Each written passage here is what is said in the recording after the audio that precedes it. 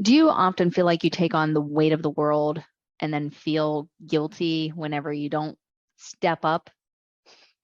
My name is Carrie. I'm a motivational speaker and executive coach, and I focus on burnout prevention for folks in the diversity, equity, and inclusion space.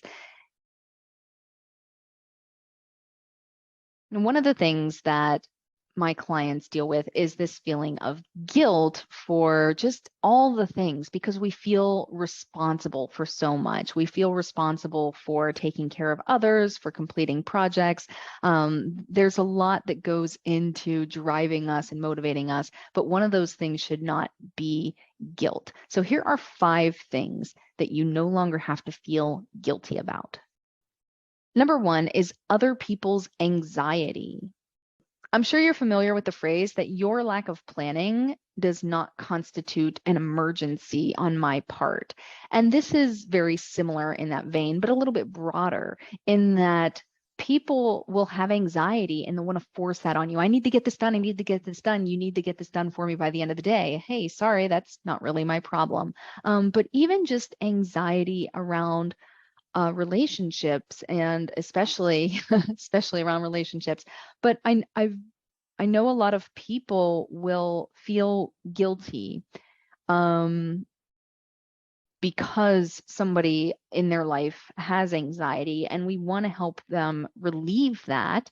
But ultimately, it's for each of us to manage our anxiety on our own and understand what's causing us this anxiety and how can we heal ourselves to not be feeling that anymore. But if somebody comes to you and says, hey, for instance, a very easy one is like, text me when you get home. There are a lot of reasons why people don't text each other when they get home. Folks who have ADHD straight up forget. Other people might be doing it to protect themselves because they don't want you to know how long it took them to get home, or maybe they're not going home afterwards. Maybe they have other plans. But sometimes folks can ask that because they have an actual anxiety about whether or not you're going to get home. And the thing is, that is, again, we want to care for each other, but we don't have to ease another person's anxiety. So if it's an anxiously driven request, if you don't have to feel guilty for their anxiety about that, that is something that they've got to work on. But if it's truly a genuine, care thing and you have a safe relationship there, of course, then you can address that. But if it's just you need to text me this or you need to do this for me because I have anxiety about it, you don't have to take on that anxiety as your own, and you don't have to feel guilty about not taking that on. Number 2 is pain that you did not cause. Working in the diversity, equity, and inclusion space, there's a lot of folks that I work with who see sort of the worst of the worst. They work with people who are in their lowest points in life.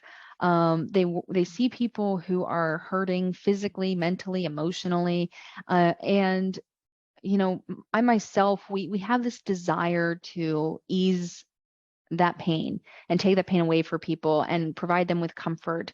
But we don't need to feel guilty for the pain that we don't cause. So if you see somebody hurting because of something that's happened, and especially if it's a systemic problem, we don't have to feel guilty about that pain and say, oh my gosh, I feel so bad that this person is hurting, so I need to step in and take care of this and do something about that. That's not your responsibility to do. People are allowed to hurt. They're allowed to feel bad. That's part of the human experience. And so, but you don't have to feel guilty for pain that you didn't cause.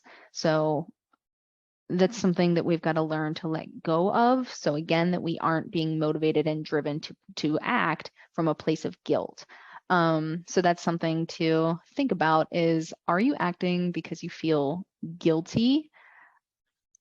And are you taking on that guilt for something that you didn't do? Number 3 is not being able to help everybody. So again, folks who really want to step in and help folks, fixers or protectors, they want to come in and like take away other people's burdens, take away their pain, their discomfort, make their lives easier. But sometimes we have to say no. In fact, it's you can't not say no. It is required for you to say no for your own well-being, to have boundaries around who you can help and how much you can help. So you don't have to feel guilty for not being able to help everybody. And it might be really challenging to see people in these situations, to see people hurting, to see them not getting help from others, or to see other people stepping in. But just because you can help, because you have the ability or the skill to help, doesn't mean that you must, especially not if it's going to be detrimental to you. So if you are taking care of your own well-being, you never need to feel guilty about that. Number 4 is setting boundaries. Now, I can talk for days about setting boundaries and what is and is not a boundary, but you never need to feel guilty for setting a boundary. And that is, setting the limits of what you can do. Boundaries exist for yourself, and they are there and meant to protect relationships and keep relationships healthy. So you never have to feel guilty for setting a boundary, because that is there to protect your personal limits of what you have the capability to take on at that time. It's the limits of, it defines how you want to be treated. It defines how you show up in this world. And ultimately, boundaries craft the narrative of your experience on this life. And so you get to decide what kind of experience you want to have, and you don't have to feel guilty for setting those boundaries with people. And number 5 is walking away from things that aren't good for you. I know it can be really difficult to walk away, and especially in a world where folks are so worried about abandonment and being left behind, and having that experience of having people not be there for you, or people that you love walking out of your life. And so we tend to want to stay, and we feel guilty because if we leave, it's going to cause pain for somebody or hurt something. It's going to make our colleagues' lives different if we leave a job. But if it's not good for you, you don't have to sacrifice yourself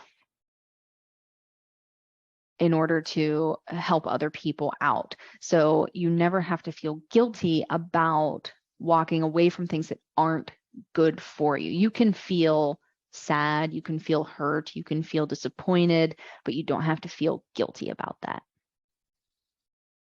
If you liked what you heard today, hit the follow button to learn more. And if you're curious to learn more about the 5 burnout archetypes and find out which type you are, head on over to curiouslycoaching.com and take the free quiz.